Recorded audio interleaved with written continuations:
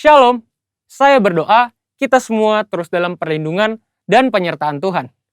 Voice of Pentecost kali ini bertemakan bersinergi bagi bangsa. Kemerdekaan disebut dengan keadaan bebas dari perhambaan. Tentu, perjuangan menuju kemerdekaan tidaklah mudah.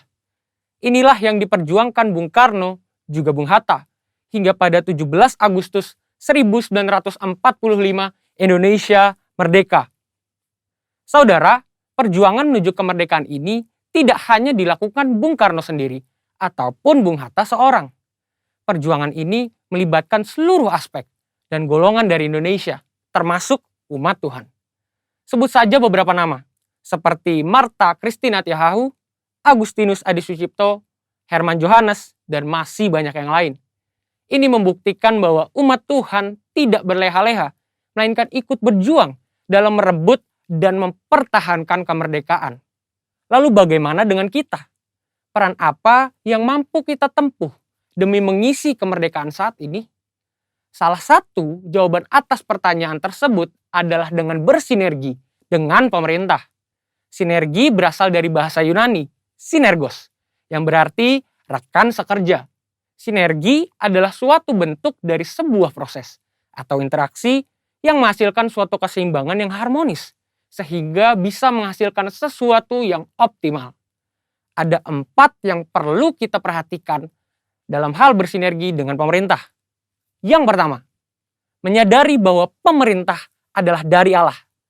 Tak dapat terhitung berapa banyak narasi yang diciptakan oleh oknum dalam berbagai media dan platform yang berusaha menimbulkan ketidakpercayaan masyarakat terhadap pemerintah.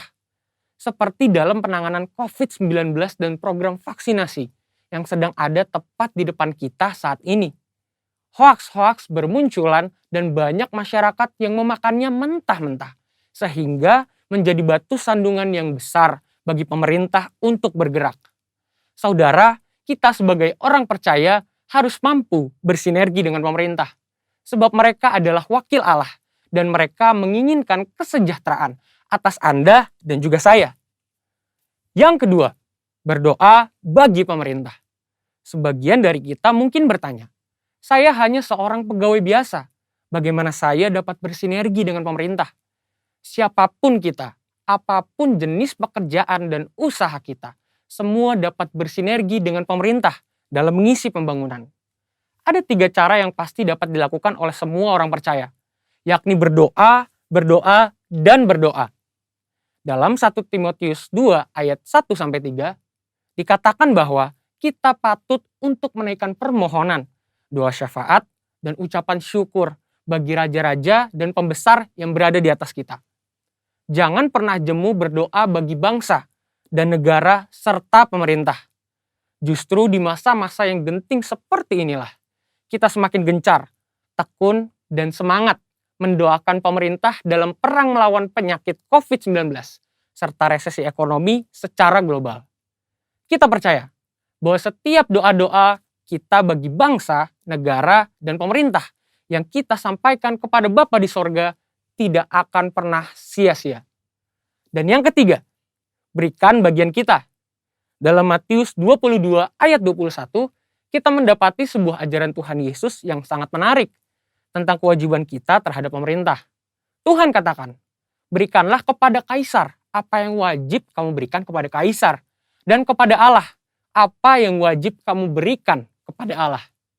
Tuhan mengajarkan bahwa tidak patut bagi umat Tuhan yang taat kepada Tuhan untuk tidak menolong pemerintah.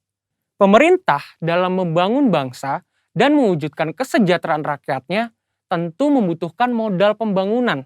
Dan salah satu sumber pendapatan yang besar adalah pembayaran pajak. Maka dari itu, dengan membayar pajak, kita sedang bersinergi dengan pemerintah kita. Yang keempat, investasi demi kemajuan.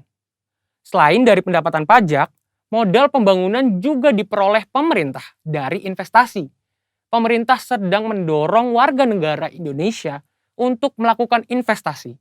Itu sebabnya sekarang ini kita menemukan banyak sekali aplikasi yang memudahkan masyarakat untuk melakukan investasi, bahkan dengan modal awal yang sangat kecil dan dapat dijangkau oleh semua kalangan. Melalui investasi, kita turut serta membiayai pembangunan di sektor infrastruktur dan industri lainnya.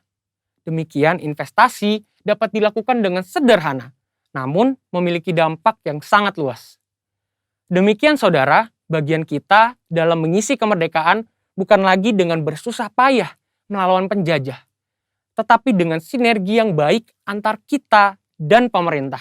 Saudara, untuk penjelasan lebih lengkapnya dari tim teologi kami, silakan buka link yang ada di atas atau scan QR Code yang tersedia. Salam integritas, Tuhan Yesus memberkati.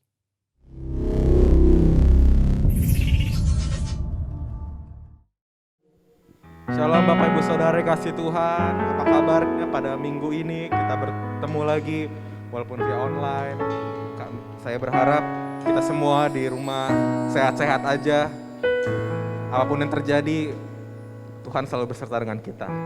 Sebelum kita memulai ibadah kita pada pagi, siang, sore, malam hari ini, dimanapun, kapanpun kalian menonton ibadah ini, mari kita siapkan hati kita yang terbaik supaya kita bisa beribadah fokus hanya kepada Tuhan. Mari kita berdoa. Tuhan Yesus, terima kasih Tuhan, pada hari ini kami akan mulai ibadah kita. Pada hari ini Tuhan, Engkau berkati Tuhan ibadah dari awal, pertengahan hingga akhir Tuhan. Dimanapun, kapanpun kami mengikuti ibadah ini Tuhan, kiranya Tuhan Engkau hadir Tuhan di tempat ini Tuhan.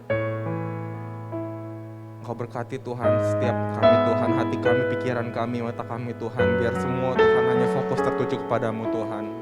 Kami gak mau Tuhan roh-roh asing Tuhan, biar hanya roh-Mu Tuhan yang berkuasa di tempat ini Tuhan. Terima kasih Tuhan, terima kasih Yesus, kami bersyukur. Haleluya, amin. Segala kemuliaan hanya bagi Tuhan, segala hormat pujian hanya bagi Tuhan. Kuasa dan kemuliaan hanyalah bagi Tuhan. Segala kemuliaan,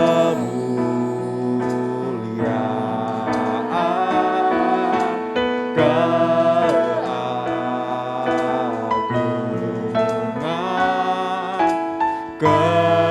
kerjayaan hanya bagi Tuhan.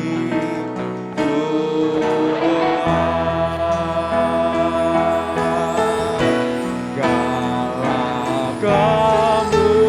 kemuliaan hanya bagi Tuhan.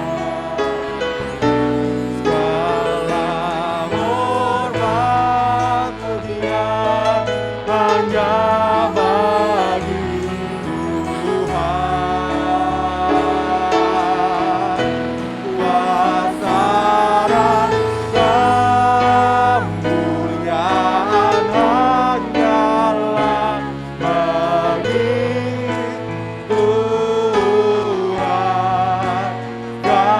Segala kemuliaan, keagungan, kejayaan hanya bagi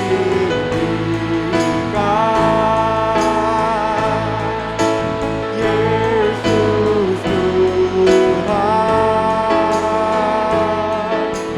Kau Rajaku yang bertata, yang berkuasa.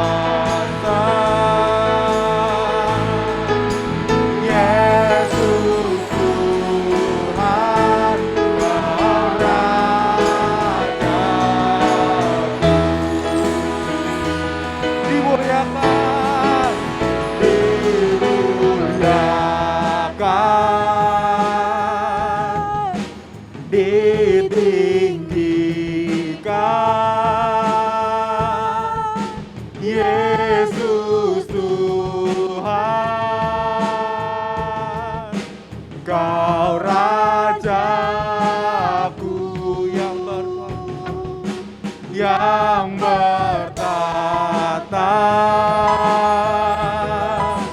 yang berkuasa. Yesus Tuhan, Kau Raja. Beri kemuliaan bagi Tuhan, haleluya.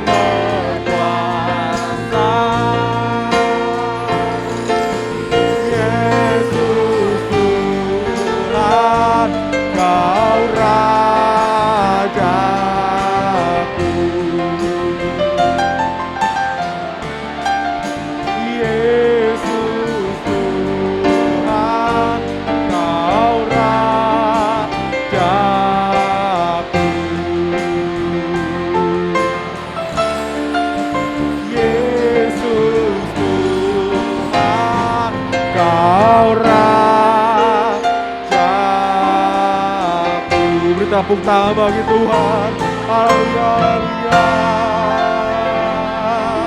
Kita sembah Tuhan, haleluya. Haleluya, haleluya, haleluya. Terima kasih Tuhan.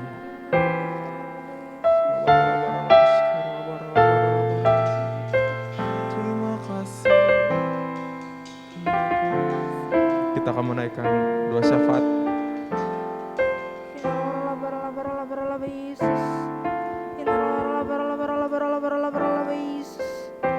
Tuhan, terima kasih Tuhan Yesus untuk hari ini Tuhan. Bukan karena kuat gagah kami Tuhan Yesus, sampai hari ini Tuhan Engkau masih memberikan kami kesehatan, kekuatan Tuhan Yesus. Terima kasih Tuhan Yesus. Tuhan, kami akan menaikkan doa syafaat kami Tuhan Yesus. Terlebih dahulu Tuhan, ampuni kami Tuhan Yesus. Ampuni kami Bapa, kalau selama ini Tuhan kami masih menyakiti hati-Mu Tuhan Yesus. Kami masih membuat hati Tuhan sedih. Ampuni kami Tuhan Yesus. Layakan kami Tuhan, kuduskan kami Tuhan Yesus. Kami butuh Engkau di setiap jalan kami Tuhan Yesus. Tuhan, kami berdoa Tuhan Yesus untuk ibadah hari ini Tuhan Yesus. Kami mau bertemu dengan Engkau Tuhan Yesus. Kami mau ketemu muka dengan Engkau Tuhan Yesus. Berkati kami Tuhan Yesus. Buat kami fokus Tuhan hanya untuk memuliakan Tuhan. Berkati Tuhan Yesus untuk setiap pelayan-Mu Tuhan yang melayani-Mu hari ini Tuhan Yesus. Berkat yang melimpah, bahkan pengurapan dari Tuhan mengalir untuk pelayan-Mu Tuhan Yesus. Bahkan kami juga berdoa Tuhan Yesus untuk bangsa kami Tuhan, bangsa Indonesia. Terima kasih Tuhan, sampai saat ini Tuhan Yesus tetap memberkati bangsa kami Tuhan Yesus. Kami berkati Tuhan Yesus dari Sabang sampai Merauke Tuhan Yesus. Setiap apapun Tuhan yang terjadi di bangsa kami itu semua seizin Tuhan. Kami percaya Tuhan, COVID-19 akan semakin reda Tuhan Yesus. Terima kasih Tuhan Yesus. Kami berdoa Tuhan untuk setiap pemerintahan Tuhan, dari presiden sampai ke RT RW Tuhan Yesus. Roh-Mu mengalir Tuhan atas presiden kami Tuhan, bahkan sampai ke pemimpin jajaran, sampai ke daerah-daerah Tuhan Yesus. Berkat-Mu juga melimpah Tuhan, kesehatan-Mu Tuhan. Kami juga tidak lupa Tuhan untuk berdoa kepada para nakes Tuhan Yesus yang sedang berjuang untuk COVID-19 Tuhan Yesus. Tuhan, Engkau yang lebih tahu Tuhan Yesus. Apapun Tuhan yang mereka rasakan, Tuhan yang gantikan. Kami berdoa Tuhan Yesus, Tuhan yang memberikan kesehatan, kekuatan yang melimpah Tuhan. Bahkan kami memberkati keluarganya Tuhan Yesus. Terima kasih Tuhan Yesus. Tuhan, kami berdoa Tuhan untuk para gembala Tuhan Yesus, Pak Niko Tuhan beserta keempat wakilnya, Pak Tim beserta para wakilnya Tuhan Yesus, bahkan Pak Sigit Tuhan, Gembala Kemang Tuhan Yesus. Tuhan, kami percaya Tuhan Yesus, Engkau selalu berada beserta dengan mereka Tuhan Yesus.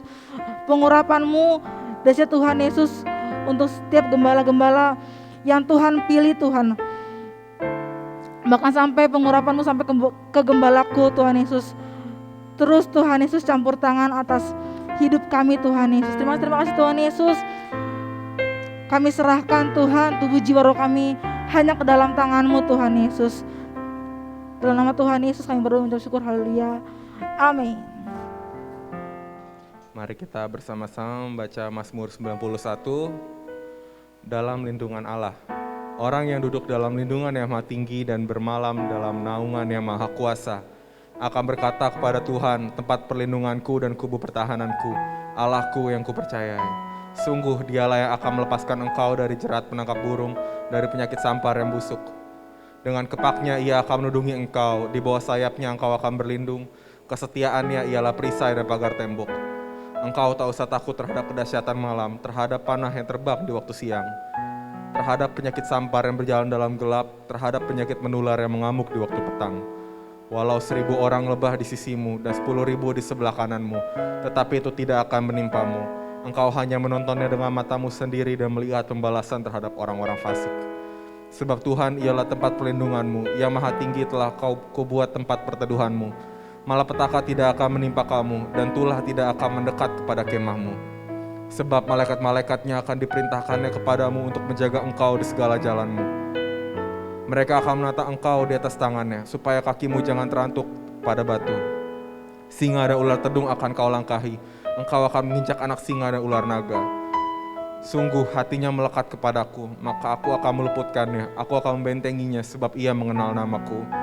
Bila ia berseru kepadaku, aku akan menjawab, aku akan menyertai dia dalam kesesakan, aku akan meluputkannya dan memuliakannya. Dengan panjang umur akan kukenyangkan dia, dan akan kuperlihatkan kepadanya keselamatan daripadaku. Amin. Kita akan membaca Pentakosta ketiga. Pentakosta ketiga adalah pencurahan Roh Kudus yang dahsyat di zaman ini melebihi yang terjadi di Azusa Street. Pentakosta ketiga akan mengakibatkan penuaian jiwa yang terbesar dan yang terakhir sebelum Tuhan Yesus datang kembali. Pentakosta ketiga akan membangkitkan generasi Yeremia, yaitu anak-anak muda yang dipenuhi Roh Kudus, cinta mati-matian kepada Tuhan Yesus, tidak kompromi terhadap dosa, dan akan bergerak untuk memenangkan jiwa. Pentakosta ketiga lahir di Indonesia dan bergerak ke bangsa-bangsa. Gerakan ini dari timur ke barat dan akan kembali ke Yerusalem. Pentakosta ketiga akan memberikan kuasa untuk menyelesaikan amanat agung, dan setelah itu Tuhan Yesus datang kembali. Amin. Mari kita semua pengerja, jemaat, kita akan memuji Tuhan. Mari kita bangkit berdiri. Mari kita memuji Tuhan. Haleluya.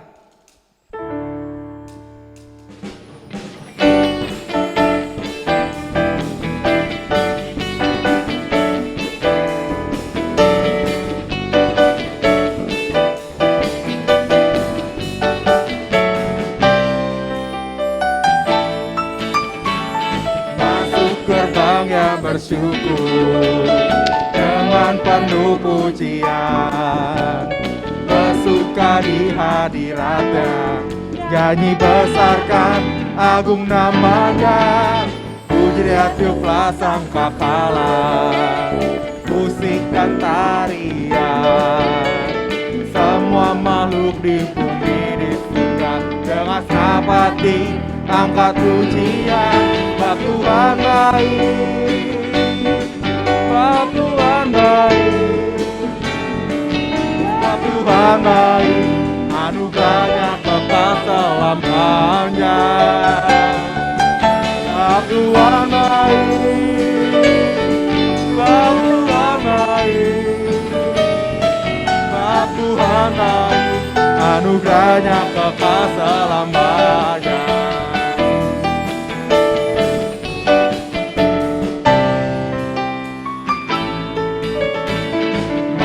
Gerbang yang bersyukur dengan penuh pujian, bersuka di hadiratnya, nyanyi besarkan agung namanya, puji dia tiuplah sangkakala, musik dan tarian, semua makhluk di bumi di surga dengan senapati, angkat pujian, bab Tuhan baik, bab Tuhan baik, bab Tuhan baik, anugerahnya kekal selamanya. Bab Tuhan baik, bab Tuhan baik, bab Tuhan baik, anugerahnya kekal selamanya. Bab Tuhan baik, bab Tuhan baik, bab Tuhan baik, anugerahnya kekal selamanya. Bab Tuhan baik, bab Tuhan baik, bab Tuhan baik, anugerahnya kekal selamanya. Bab Tuhan baik, anugerahnya kekal selamanya. Bab Tuhan baik, anugerahnya kekal selamanya.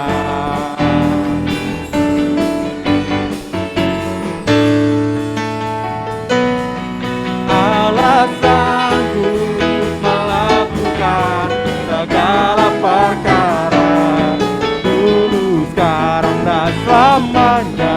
Kuasanya tidak berubah. Allah sanggup melakukan segala perkara, dulu, sekarang, dan selamanya. Kuasanya tak berubah.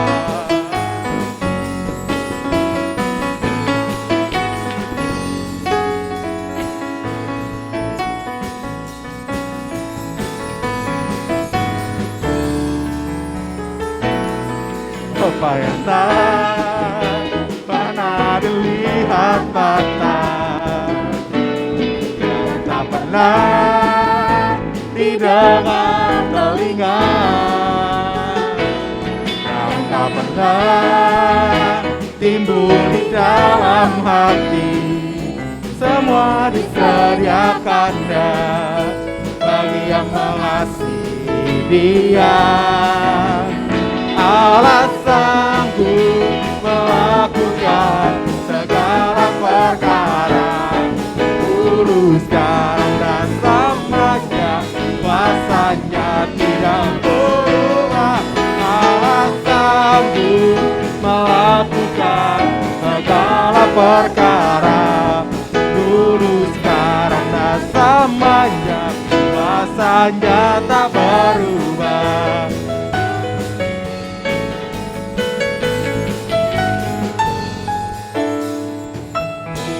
Haleluya.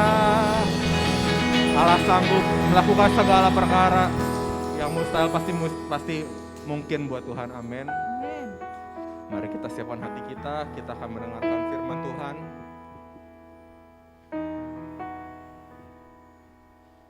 Kita akan nyanyikan lagu satu pujian.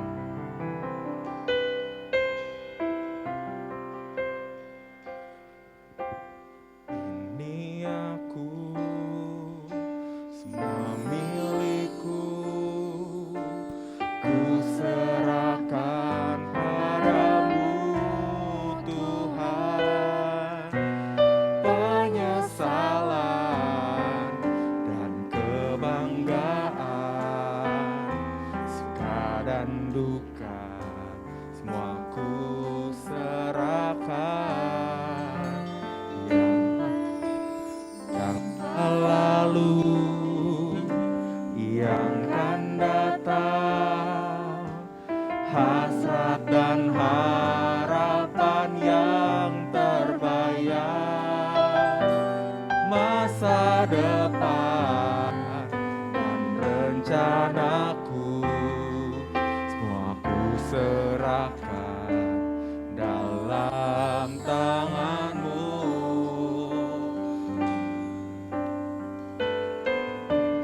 Ku persembahkan hidupku kepadamu Tuhan, untuk kemuliaan-Mu ku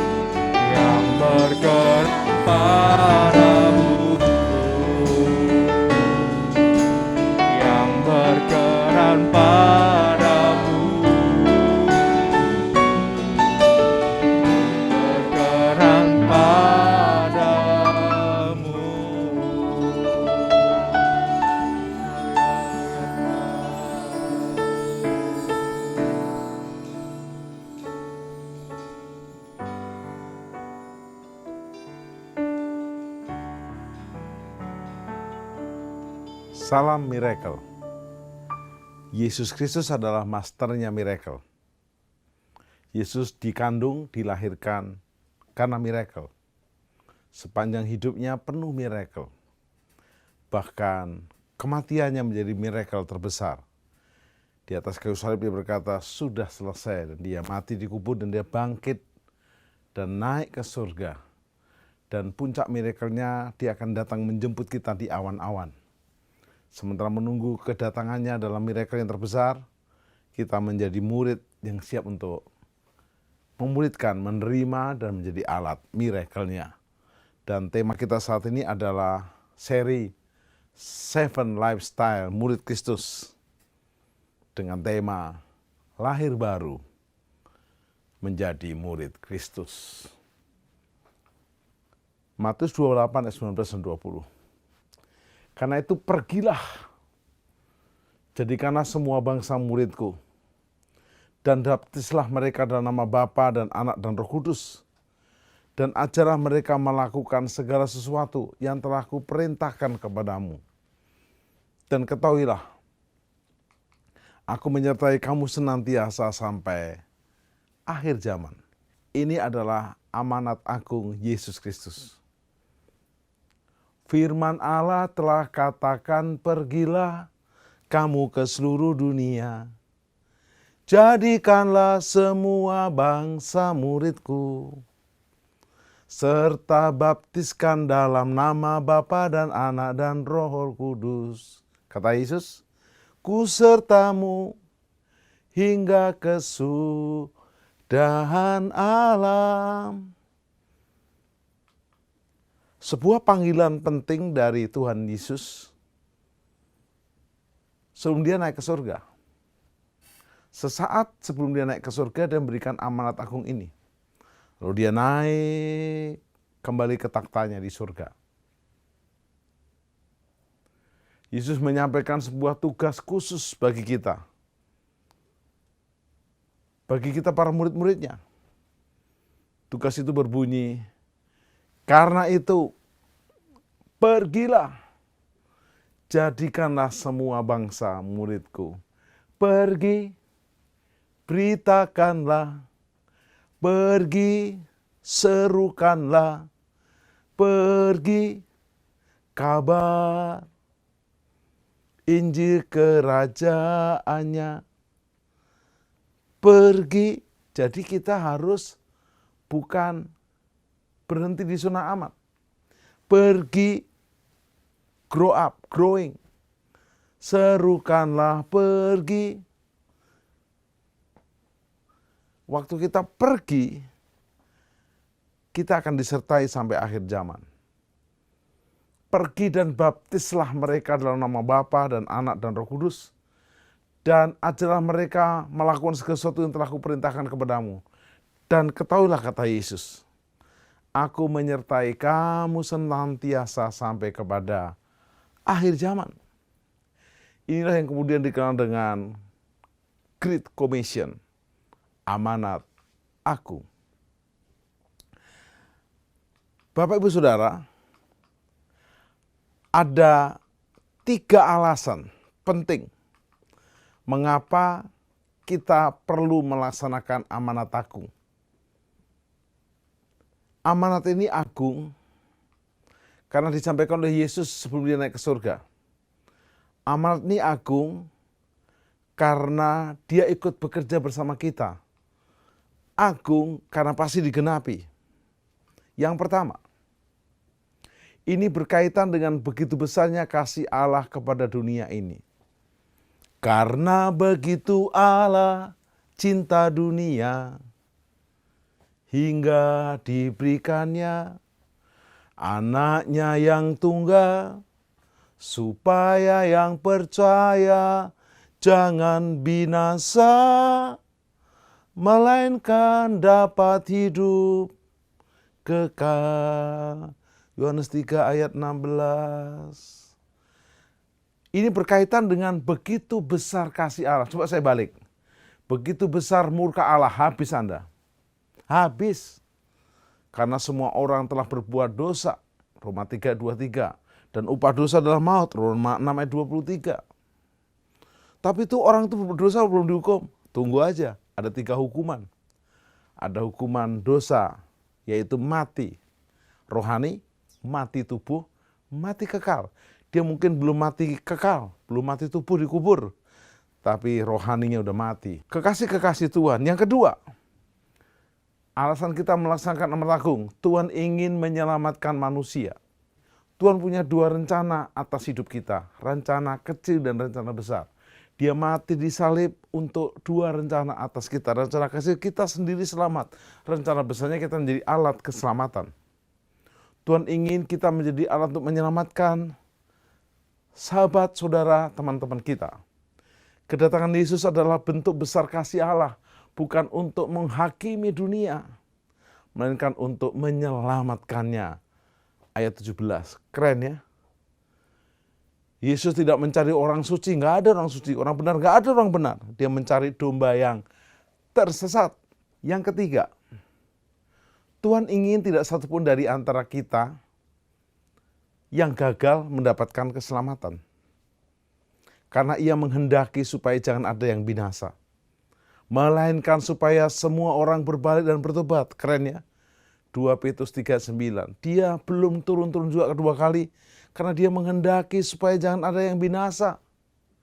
Melainkan supaya semua orang berbalik dan bertobat. Tuhan sejak awal tidak pernah punya rencana manusia masuk neraka. Hanya untuk setan, malaikat yang jatuh. Tapi malaikat tidak mau kesepian, dia ajak umat manusia. Dan banyak yang mau karena tertipu. Untuk melaksanakan mandat Tuhan Yesus tersebut, maka pertama-tama kita sendiri harus mengalami yang namanya kelahiran baru, born again. Kita pernah lahir dari mamah kita masing-masing, tapi itu kelahiran fisik, kita perlu lahir baru. Lahir secara rohani. Kelahiran baru pada dasarnya adalah kesadaran baru di mana seseorang mengalami perubahan dalam cara pandang terhadap hidup ini. Nikodemus sempat tidak mengerti. Di Yohanes 3 dia berkata, bagaimana aku udah gede begini boleh lahir baru lewat ibuku? Bukan lewat ibumu, Nikodemus. Untuk akhirnya dia mengerti. Lahir baru oleh roh. Orang yang mengalami kelahiran baru, hari demi hari semakin dapat menghayati bahwa dunia ini bukan rumahnya. Rumahku di sanalah dalam kehidupan yang kekal. Kerinduannya adalah langit baru dan bumi yang baru. Seluruh kegiatannya, hidupnya hanya diarahkan pada pekerjaan Tuhan. Sehingga dalam hidup ini tidak ada kepentingan apapun kecuali hanya melakukan kehendak Bapa dan menyelesaikan pekerjaannya. Seperti doa Yesus di Yohanes 17 ayat 4. Aku telah memuliakan engkau di bumi dengan jalan menyelesaikan pekerjaan yang kau berikan kepadaku untuk melakukannya. Sebelum Bapak, Ibu, Saudara dan saya, kekasih-kekasih Tuhan, melaksanakan mandat amanat agung, kita harus lebih dulu lahir baru menjadi murid Kristus. Ingat, kau lahir Kristen belum tentu murid. Kau pergi ke gereja tiap minggu belum tentu murid. Bahkan mungkin namamu Paulus, Timotius, Efesus, Sakius, us yang lainnya. Tidak menjamin. Bapak Ibu, kalau kita masuk ke garasi mobil, belum tentu keluar dari mobil. Nggak bisa. Kita masuk gereja, keluar jadi gereja. Nggak bisa. Proses kelahiran baru tidak mungkin dapat dipisahkan dari hidup dalam pimpinan Roh Kudus dan hidup menurut Roh Allah. Proses kelahiran dapat terjadi ketika seseorang mendengar firman. Mendengar firman-Nya Tuhan. Melalui pemberitaan logos. Kemudian melalui pengalaman konkret menjadi rema. Ia mendengar suara Roh Kudus. Rema itu firman yang khusus kepada orang khusus untuk tujuan khusus. Dengan tanda-tanda khusus. Roma 10:17, iman datang dari pendengaran akan firman. Jadi Anda jangan merasa, gue udah Kristen, beta udah Kristen. No. Kristen tidak menyelamatkan, KTP Kristen tidak laku. Tapi kalau kau lahir baru menjadi murid Kristus itu baru yes. Namamu tertulis dalam buku kehidupan kekal. Namaku di sanalah dalam buku kehidupan kekal. Dalam hal ini kelahiran baru hanya terjadi atas orang yang mengasihi Yesus, mengasihi Bapa dan Roh Kudus. Di sini respon setiap individu sangat menentukan apakah seseorang bisa mengalami kelahiran baru atau tidak. Itulah sebabnya Yesus berkata kepada Nikodemus dalam Yohanes 3:7, kamu harus dilahirkan kembali. Nikodemus walaupun termasuk guru di kalangan orang Farisi, Saduki, Yahudi, tapi nggak ngerti. Untung akhirnya Nikodemus akhirnya mengerti. Kelahiran baru dikerjakan oleh Roh Kudus atas orang yang memberi diri dipimpin oleh Roh Kudus. Roh Kudus ini hidupku, aku mau hidup sepenuhnya. Hasil dari proses tersebut, seseorang memperoleh roh yang memiliki spirit, gairah dan hasrat yang sama dengan Roh Kudus. Yang sama pula dengan Roh Kristus. Kalau seseorang hidup menurut roh tersebut, ia akan mengalami pembaharuan. Kita terus diperbaharui secara roh. Jiwa kita menyusul. Pembaharuan roh sama dengan cara berpikir yang diubah total sehingga memiliki spirit yang baru. Paulus berkata, semuanya kuanggap sampah karena aku menemukan Kristus di atas segala-galanya. Orang yang mengalami kelahiran baru sudah benar-benar berhenti dari hidup menurut keinginan daging. Keinginan daging artinya kodrat manusia, human nature. Orang yang sudah lahir baru berarti orang yang sudah tidak mengenakan kodrat manusia. Tidak untuk kedagingan, pengen kaya, hanya hebat, hanya punya jabatan, menghalalkan segala cara. Tendang sini, tendang sana, sikut sini, injek sana, injek sini. No. Tetapi mengenakan kodrat ilahi manusia baru. Ini adalah perubahan secara permanen. Lagu ini boleh menggambarkan kondisi seperti ini.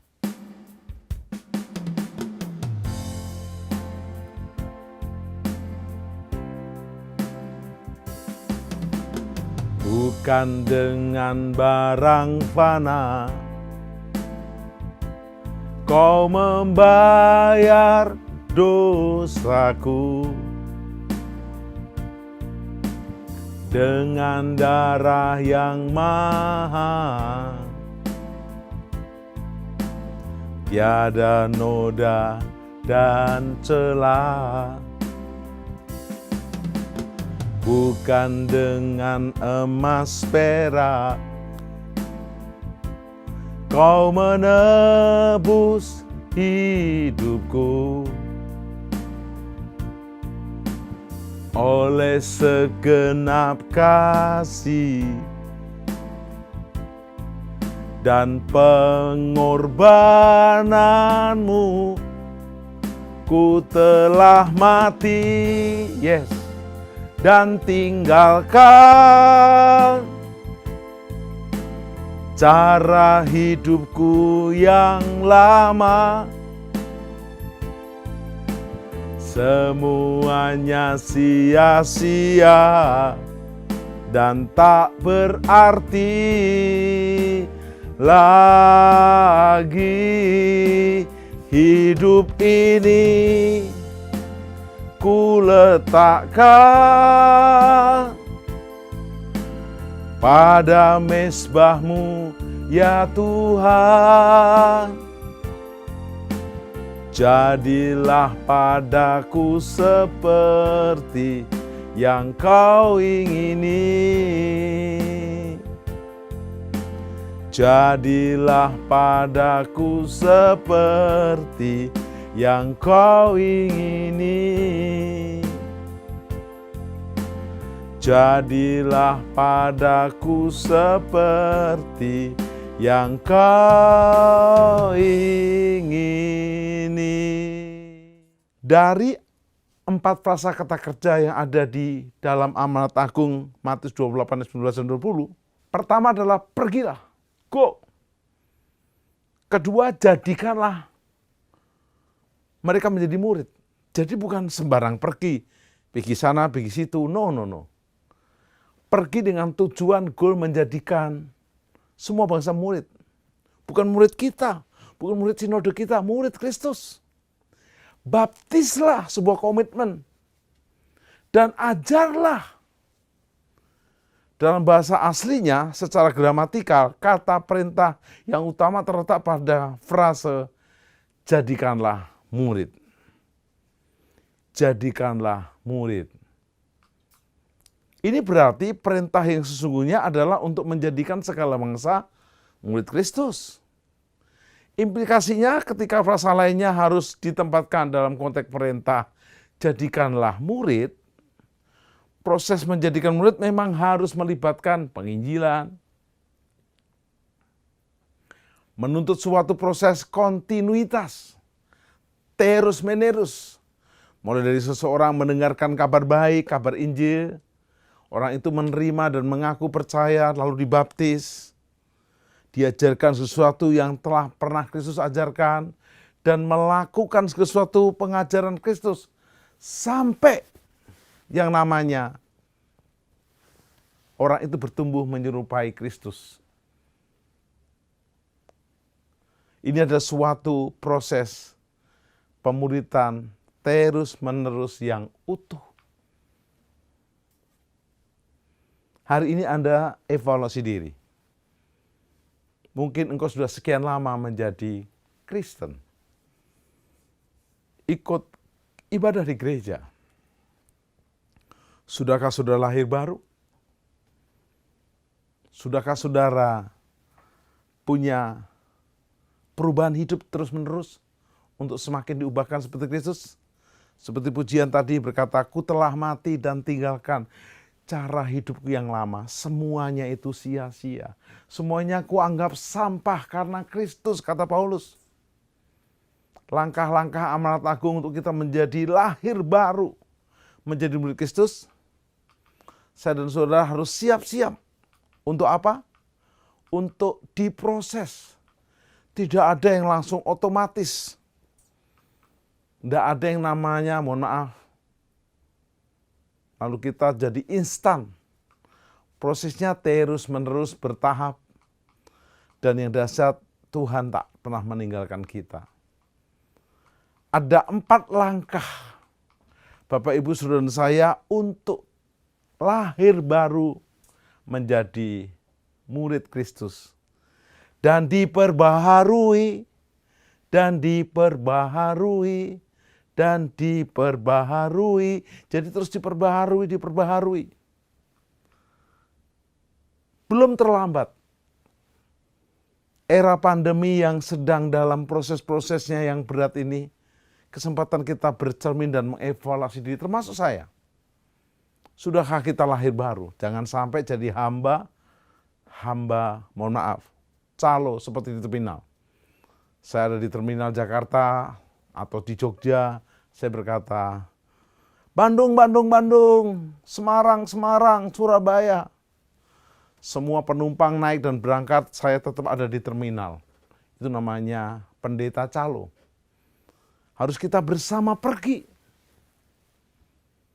untuk menikmati janji Tuhan bersama-sama. Langkah yang pertama adalah pergi. Bukan diam di tempat atau jalan tapi begini. Jalan di tempat, jalan. Jalan atau berhenti? Jalan, tapi di tempat. Enggak. Pergi. Anda jangan ada di zona aman. Yohanes 15 ayat 16 berkata, bukan kamu yang memilih aku, tapi akulah yang memilih kamu. Untuk kamu pergi dan menghasilkan buah. Dan buahmu itu tetap, supaya apa yang kamu minta kepada Bapa dan namaku diberikan kepadaku. Pergi artinya bertindak, bergerak dengan tujuan. Kita memberi respon, tidak tinggal diam. Kan ada yang berkata, Pak, diam itu emas, nggak ada ayatnya. Nggak ada, diam adalah emas. No, respon. Kenapa orang lumpuh disembuhkan? Kenapa orang buta disembuhkan? Kenapa orang pendarahan disembuhkan? Memiliki respon. Bahkan saya memiliki respon. Ada respon, tidak tinggal diam. Kita berani bersaksi tentang kebaikan Tuhan, dan karena karya keselamatannya kita berani mengabarkan kabar baik. Mungkin kau berkata, Pak, saya nggak bisa. Tuhan tidak cari orang yang mampu, tapi yang mau. Mungkin nggak bisa, tapi mau. Terjemahan Alkitab Bahasa Indonesia agak lemah dalam menyatakan maksud asli dari ayat ini. Kata perintah pergilah memberi kesan bahwa untuk dapat menjalankan amanat agung ini seseorang harus meninggalkan rumahnya, pekerjaannya atau kondisinya yang sekarang, zona amannya. Padahal kata asli yang dipakai untuk pergilah adalah dalam bentuk aorist participle. Dan lebih tepatnya diartikan sebagai as the way you go, atau ke tempat kemana saja kamu pergi, atau di mana saja kamu berada, beritakan Injil. Ini berarti amanat agung dimaksudkan untuk dilakukan secara konteks di mana kita berada sekarang. Kita di tengah kampus kah, di kantor kah, di keluarga kah, di gereja kah, di masyarakat kah, di negara kah. Kalau toh mungkin kita ada di rumah sakit, di tempat-tempat umum, ada kesempatan memberitakan kabar baik. Amanat agung ini adalah bagi setiap orang percaya dalam kesehariannya. Walaupun Tuhan bisa saja secara khusus memanggil sebagian orang secara sepenuh waktu untuk melaksanakan kabar baik ini ke tempat-tempat terpencil yang Tuhan kehendaki. Tapi ada kita yang menjadi hamba-hamba Tuhan dengan profesi kita masing-masing. Anda mungkin tetap dokter, dosen, pengusaha, tapi kau adalah hamba Allah. Kedua, jadikanlah semua bangsa murid Kristus. Semua bangsa tidak memandang warna, suku, budaya, dan bahasa. Kita jadikan mereka murid Kristus yang sejati. Yesus cinta segala bangsa di dunia, kuning, hitam, putih, merah, semua warna indah. Mari terima mahkota selamanya. Menjadikan mereka murid Kristus yang sejati. Pertama adalah bagian A, memiliki iman yang sejati dalam Yesus Kristus. B, memiliki buah dalam Yesus Kristus. C, menghasilkan murid-murid Kristus. Jadi Anda bukan saja menjadi murid tapi menghasilkan murid-murid Kristus. Siapa murid itu? Murid adalah seorang pengikut. Murid adalah seorang yang mau belajar. Seorang murid adalah seorang yang memutuskan untuk mau mengikuti Yesus. Menyangka diri pikul salib, mau belajar dari dia. Mau hidup sesuai dengan kehendaknya. Pemuridan adalah suatu proses untuk menjadi seorang murid, bertumbuh semakin serupa dengan Kristus. Dilatih supaya dapat menjadi serupa dengan Kristus. Yang ketiga, baptis mereka. Baptisan merupakan sebuah tanda bahwa kita menerima Tuhan Yesus sebagai juru selamat secara pribadi dan sebagai Tuhan. Baptisan merupakan suatu tanda bahwa kita murid Yesus. Dan kita berani bersaksi di depan umum. Baptisan merupakan komitmen kita meninggalkan manusia lama dan mengenakan manusia baru. Yesus jelas mengatakan, ini adalah kehendak Allah. Yesus pun dibaptis. Waktu Yohanes berkata, aku nggak layak, ini adalah kehendak Allah. Hidup lama dikuburkan, ditenggelamkan. Seperti Yesus dikuburkan. Hidup baru dibangkitkan seperti Yesus dibangkitkan. Anda periksa diri. Tapi Pak, apa harus dibaptis di Sungai Yordan? Tidak. Bukan lokasinya, tapi esensinya. Hidupmu yang lama, yang kotor, yang berdosa, ditenggelamkan, dikuburkan. Baptisma, ditenggelamkan, dikuburkan. Yang terakhir, yang keempat. Ajar mereka. Ajar mereka tentang firman dan perintah-perintah Tuhan. Ajar mereka untuk melakukan firman dan perintah Tuhan. Ajar mereka konsekuensi jika tidak melakukan Tuhan, ada resikonya. Beri contoh, beri teladan.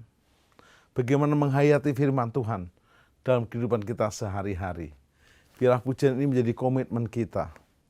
Komitmen kita untuk kita memberikan hidup kita, hati kita dan jiwa kita.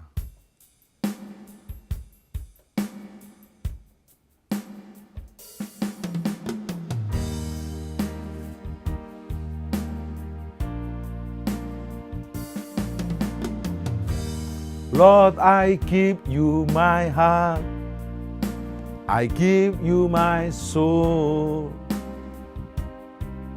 I live for you alone.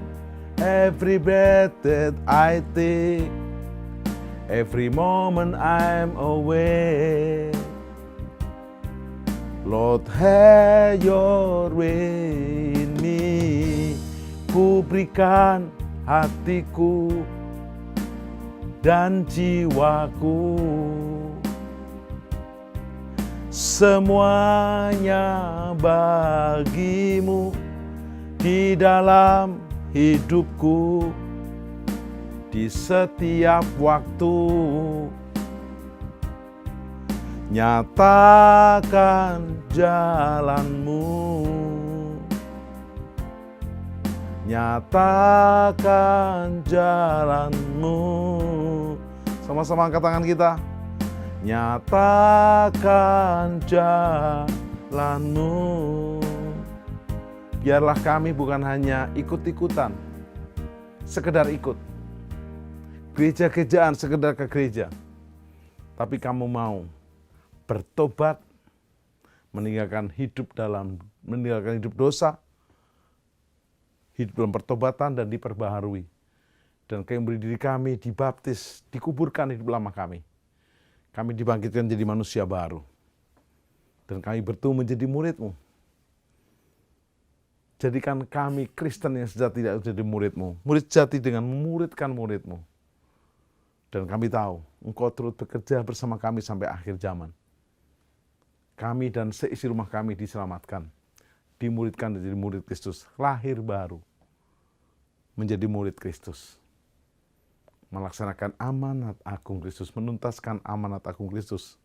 Dan kami percaya, seperti firman-Mu di Matius 24, dan Injil Kerajaan ini diberitakan ke seluruh dunia menjadi kesaksian bagi semua bangsa. Dan tibalah hari kesudahnya, kami dan seisi rumah kami, keluarga yang kami kasih, orang yang kami layani, dengan orang percaya di seluruh dunia, pengikut Kristus akan dimuliakan bersama Kristus. Percayalah kepada Yesus, engkau dan seisi rumahmu diselamatkan. Berkat Bapa, berkat Yesus dan Roh Kudus menyembuhkan, memulihkan, menyelamatkan engkau dengan sempurna. Dalam nama Yesus. Amin.